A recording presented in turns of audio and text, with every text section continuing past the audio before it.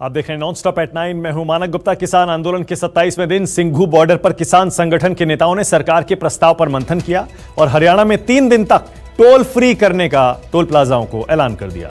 अंबाला में नाराज किसानों ने हरियाणा के मुख्यमंत्री मनोहर लाल खट्टर को काले झंडे भी दिखाए। सिंघू, टिकरी, गाजीपुर, दिल्ली बॉर्डर पर डटे पंजाब के किसानों ने भूख हड़ताल के दूसरे दिन सरकार के प्रस्ताव पर मंथन किया। सिंघू बॉर्डर पर हुई इस बैठक के बाद किसान नेता कुलवंत सिंह संधू ने कहा कि किसान संगठनों ने कृषि कानूनों के खिलाफ आंदोलन तेज करने का फैसला किया है। संधू ने ऐलान किया कि हरियाणा में 26, 27 और 28 दिसंबर को किसान सभी टोल प्लाजा फ्री करेंगे। किसान नेताओं ने कहा कि दुनिया भर में रह रहे पंजाबी समुदाय के लोग 25 और 26 दिसंबर को भारतीय दूतावासों पर प्रदर्शन करेंगे। ठिठुरती ठंड में दिल्ली बॉर्डर पर डटे हजारों किसान तीनों कानूनों को वापस लेने की मांग कर रहे हैं, तो वहीं केंद्रीय कृषि मंत्री नरेंद्र सिंह तोमर लगातार इसकी तरफदारी कर रहे हैं। कृषि भवन में एक बार फिर कई किसान संगठन के नेता तोमर से मिले और इन कानूनों का समर्थन किया। आज अनेक किसान यूनियन के पदाधिकारीगण आए थे। उन्होंने कहा कि ये बिल किसानों की दृष्टि से बहुत कारगर हैं, किसानों के लिए फायदे में हैं और बिल में किसी भी प्रकार का परिवर्तन नहीं किया जाना चाहिए। केंद्रीय कृषि मंत्री कृषि कानूनों को किसानों के हित में बता रहे हैं, तो वहीं बीजेपी नेता बार बार किसान आंदोलन को लेकर विवादित बयान दे रहे हैं। अब बीजेपी सांसद रमेश बिधूड़ी ने कहा है कि बॉर्डर पर बैठे किसानों के लिए कनाडा और पाकिस्तान से पैसे आ रहे हैं और वो फोकट के पैसे से बढ़िया खाना खा रहे हैं। 80 करोड़ कितने किसान हैं और बॉर्डरों पर बैठे कितने? कहीं 500, कहीं 250, कहीं 1500। तो वो सबके सब कनाडा से आए हुए पैसे को लेकर, पाकिस्तान से आए पैसे को लेकर जो ठलवे होते हैं हर गांव में 5-7, 10-15, वो ठलवे बैठे हुए हैं कि खाने को फोकट का मिल रहा है। आंदोलन को लेकर केंद्र सरकार के रवैये और बीजेपी नेताओं की बयानबाजी से देश के किसानों में गुस्सा बढ़ता जा रहा है। हरियाणा के अंबाला में इसकी बानगी दिखी जब मुख्यमंत्री मनोहर लाल खट्टर को किसानों ने काले झंडे दिखाए और उनके काफिले को रोकने की कोशिश की। हालांकि पुलिस ने विरोध कर रहे लोगों को खदेड़ दिया।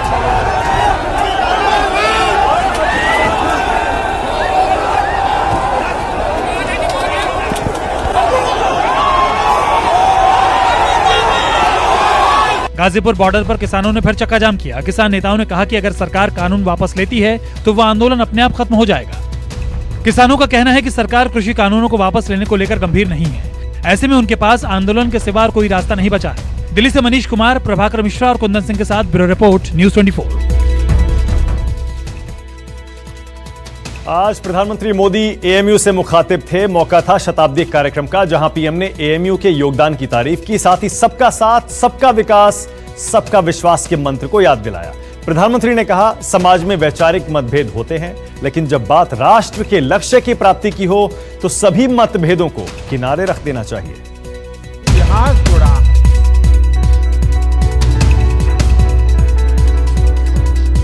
देश के प्रतिष्ठित अलीगढ़ मुस्लिम यूनिवर्सिटी के बाहर सुबह से ही गहमा गहमी का माहौल था।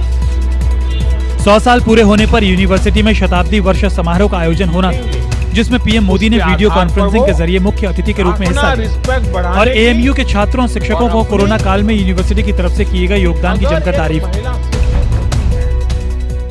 एएमयू में भी एक तरफ उर्दू पढ़ाई जाती है तो हिंदी भी, अरबी पढ़ाई जाती है तो यहां संस्कृत की शिक्षा का भी एक सदी पुराना संस्थान है। ये विविधता एएमयू कैसे और एएमयू जैसे प्रतिष्ठित संस्थान की ही सिर्फ नहीं, देश की भी ताकत है।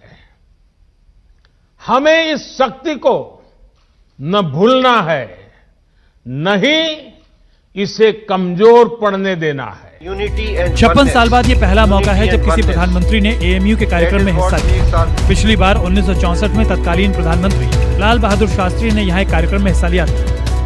अलीगढ़ मुस्लिम यूनिवर्सिटी में प्रधानमंत्री मोदी का शताब्दी संबोधन जारी है और चारों तरफ आसपास लोग मोबाइल पे उनको सुन रहे हैं कि पीएम मोदी क्या बोल रहे हैं। जैसे सबको पता है कि 56 साल के बाद कोई प्रधानमंत्री अलीगढ़ मुस्लिम यूनिवर्सिटी में शिरकत कर रहा है। शताब्दी समारोह को देखते हुए यूनिवर्सिटी कैंपस के आसपास सुरक्षा के पुख्ता इंतजाम किए गए थे। सुबह से ही सुरक्षा कर्मियों की फौज कैंपस के आसपास डटी हुई थी, तो छात्रों में भी खासा उत्साह देखने को मिला। लोग कैंपस के बाहर मोबाइल पर पीएम का संबोधन सुन रहे थे। छात्रों के साथ कैंपस के शिक्षकों ने भी मोदी के भाषण की जमकर तारीफ की। सबसे अच्छी बात ये लगी प्रधानमंत्री नरेंद्र मोदी की कि हमारा इदारा अलीगढ़ मुस्लिम यूनिवर्सिटी, ये इदारा सब लोगों के लिए खुला हुआ है। अच्छा लगा कि हाँ हम भी इम्पोर्टेंट हैं। इट इज़न्ट कि हम सिर्फ माइनॉरिटी के से साइडलाइन कर दो।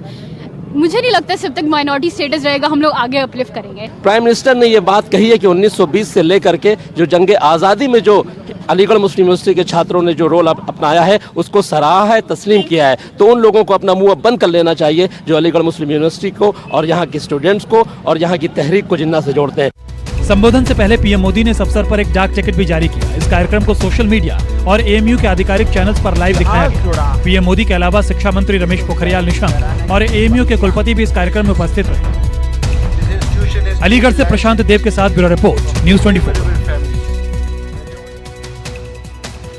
पड़ोसी मुल्क नेपाल में बवाल मचा हुआ है। एक तरफ विपक्षी पार्टियों ने पीएम ओली के खिलाफ मोर्चा खोल दिया है तो वहीं दूसरी तरफ जनता भी सड़कों पर आ गई है। दरअसल प्रधानमंत्री ओली ने संसद को भंग कर दिया है। मामला कोर्ट तक पहुंच चुका है। जनता ओली पर आरोप लगा रही है कि उन्होंने चीन के हाथों नेपाल को गिरवी रख दिया है। नेपाल में संसद भंग कर चुनाव कराने के प्रधानमंत्री ओली के फैसले के खिलाफ तमाम पार्टियों ने मोर्चा खोल दिया है। ओली के इस फैसले को उन्हीं की पार्टी के दूसरे अध्यक्ष पुष्प कमल दहल प्रचंड और माधव कुमार नेपाल ने असंवैधानिक बताया है, तो साथ ही इस फैसले के खिलाफ याचिका दायर करने की बात कही है। असंवैधानिक काम का जो इस संविधान का रक्षक थी राष्ट्रपति महोदया, उन्होंने केपी शर्मा ओली का कठपुतली बन चुकी है। अदालत पहरेदार है। हम लोग सर्वोच्च अदालत की ओर वह न्याय करेंगे और इस संविधान का पहरा करेंगे, इस पर हम लोग विश्वास रखते हैं। संसद भंग करने के फैसले से नेपाल की दूसरी पार्टियां भी हैरान हैं। मघेशी नेता भी ओली के इस फैसले को लोकतंत्र पर हमला बता रहे हैं। संसद को जो है सो पुनर्स्थापना करने की हिसाब से जो है सो ये आंदोलन होगा। अगर ये पुनर्स्थापना होती है तब जनता को जो है आर्थिक चपेट से जो है सो बच सकती है। इसके लिए हम लोग कड़ा आंदोलन कर रहे हैं और आगे दिन में भी करेंगे। 5 सालों के जनादेश को 3 साल में भंग करने के फैसले के खिलाफ जनता भी सड़कों पर उतर आई है।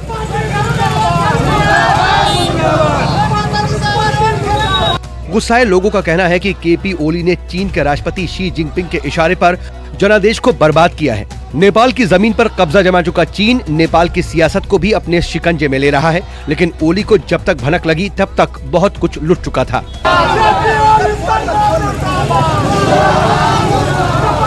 संसद भंग करने के पीएम ओली के फैसले के बाद नेपाल की सत्ताधारी पार्टी टूट की कगार पर पहुंच गई है।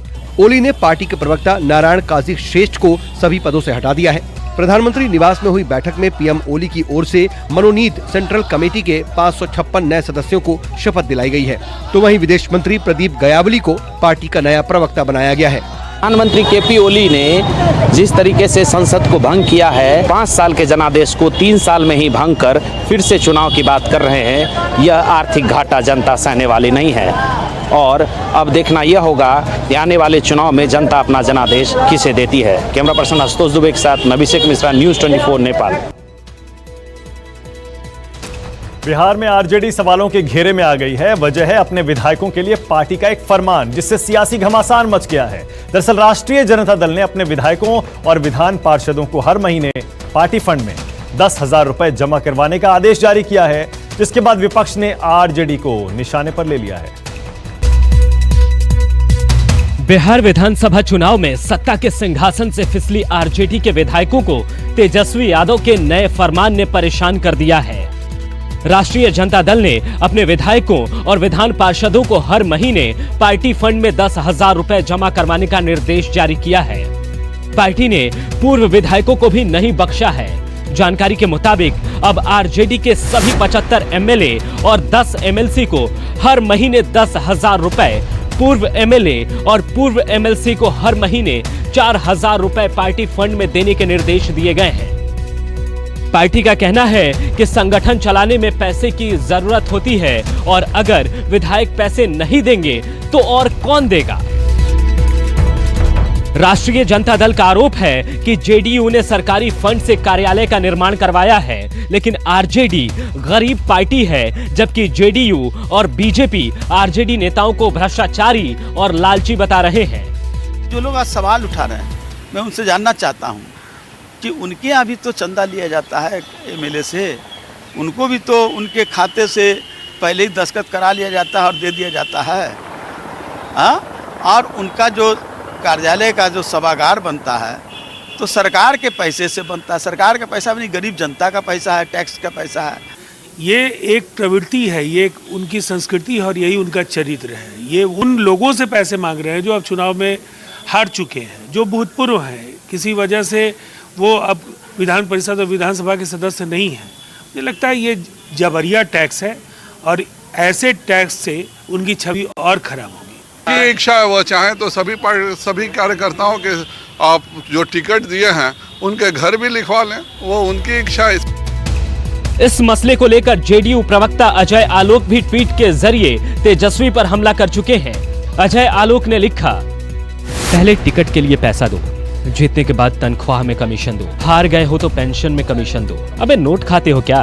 भूख की सीमा होती है। पैसे के मामले में लालू प्रसाद जी आपसे आगे निकल गया। ये कुबेर का राक्षसी साधक है। ये हर पार्टी अपने नेताओं से संगठन चलाने के लिए लगभग सभी पार्टी अपने नेताओं से चंदा लेती है, चाहे बीजेपी, कांग्रेस जैसी राष्ट्रीय पार्टी हो या फिर आरजेडी या जेडीयू जैसी क्षेत्रीय पार्टी। लेकिन बिहार विधानसभा में नेता प्रतिपक्ष तेजस्वी यादव के निर्देश से पटना का सियासी पारा चढ़ गया है। पटना से सौरभ कुमार के साथ ब्यूरो रिपोर्ट, न्यूज़ 24। धारा 370 हटने के बाद पहली बार जम्मू कश्मीर में हुए डीडीसी चुनाव परिणाम में भले ही गुपकार गठबंधन बढ़त बनाए हुए है, लेकिन घाटी में बीजेपी का भी परचम लहराया है। पहली बार कश्मीर में कमल खिला है। ऐसे में जीतने वाले बीजेपी प्रत्याशियों ने खूब जश्न मनाया। जरा देखिए जम्मू कश्मीर से जश्न की ये 5 तस्वीरें। कहीं जीतने वाले प्रत्याशी विक्ट्री साइन दिखा रहे हैं, कहीं ढोल नगाड़ों के साथ जीतने वालों का स्वागत हो रहा है। बीजेपी दफ्तर में भी कार्यकर्ता झूम रहे हैं। जम्मू में तो ठीक है, बीजेपी का जीतना समझ आता है, लेकिन कश्मीर में भी बीजेपी के उम्मीदवार जीते हैं। दिल्ली के उप मुख्यमंत्री मनीष सिसोदिया के लखनऊ पहुंचने पर प्रदेश का सियासी पारा हाई हो गया है। जहां एक ओर मनीष सिसोदिया ने योगी मॉडल बनाम दिल्ली मॉडल पर योगी सरकार को बहस की चुनौती दी, तो वहीं बीजेपी ने भी आप पर पलटवार किया।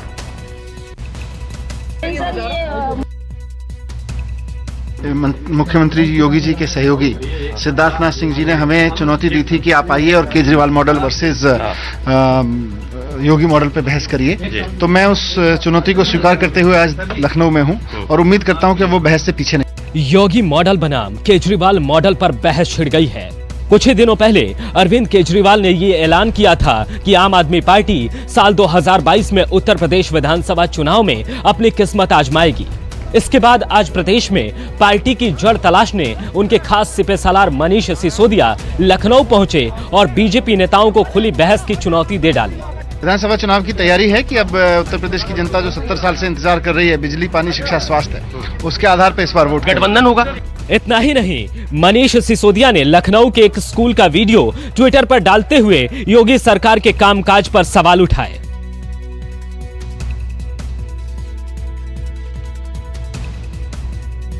दिल्ली के डिप्टी सीएम ने यह भी आरोप लगाया कि जब वो इस प्राथमिक स्कूल के निरीक्षण के लिए जाने लगे तो उन्हें यूपी पुलिस द्वारा जबरन रोका गया।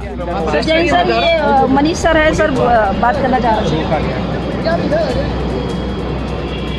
मनीष सिसोदिया के आरोपों पर बीजेपी ने भी खुलकर जवाब दिया तो कांग्रेस ने आप और बीजेपी दोनों ही पार्टियों को लपेटे में ले लिया। चुनौती दे रहा हूँ सिसोदिया जी को, जगह भी आपकी और टाइम भी आपका। दिल्ली की शिक्षा व्यवस्था पे खुल के चर्चा करते हैं, कितने टीचरों के पद खाली हैं, कितने बच्चे 9वीं में फेल हुए, कितने बच्चे 11वीं में फेल हुए, 2000 करोड़ का बजट क्यों लैप्स हो गया, स्पोर्ट्स के मैदान क्यों कम हो गए, लाइब्रेरी क्यों कम हो गई, साइंस के लैब क्यों स्कूल के बच्चों के लिए कम हो गए हैं। सिसोदिया जी, आपको यह बताना चाहिए कि दिल्ली में सरकारी स्कूलों में पढ़ने वाले छात्रों की संख्या क्यों धीरे धीरे घटती जा रही है, क्यों सरकारी स्कूलों में अध्यापकों और प्रधानाध्यापकों की कमी है, क्यों सरकारी स्कूलों में कमरों की कमी है। उत्तर प्रदेश में आपने जिस प्रकार से दिल्ली का दंगा मॉडल लागू करने की कोशिश की है वह नहीं चलने वाली है। 30 साल से कांग्रेस सरकार जाने के बाद दिल्ली बेहाल है, कांग्रेस पार्टी सरकार जाने के बाद से उसे उत्तर प्रदेश बेहाल है। मुझे लगता है ये दोनों पार्टियां आपस में मिलकर जो उत्तर प्रदेश के असल मुद्दे हैं, बेरोजगारी के, भ्रष्टाचार के, बढ़ते अपराध और महिला दुराचार के, किसानों के इन मुद्दों से ध्यान भटकाना चाहते हैं। बहरहाल उत्तर प्रदेश की सियासत में कई पार्टियां पहले से मौजूद हैं। ऐसे में प्रदेश की सियासत में आपकी एंट्री ने 2 साल बाद होने वाली चुनावी लड़ाई को अभी से दिलचस्प बना दिया है। लखनऊ से मानस श्रीवास्तव और अशोक तिवारी के साथ ब्यूरो रिपोर्ट, न्यूज़ 24। नए साल में राजस्थान के स्कूलों के खुलने की उम्मीदें कम दिख रही हैं। सरकार का कहना है कि वो कोरोना के कारण कोई जल्दबाजी नहीं करेगी, बच्चों के स्वास्थ्य को खतरे में नहीं डाला जाएगा।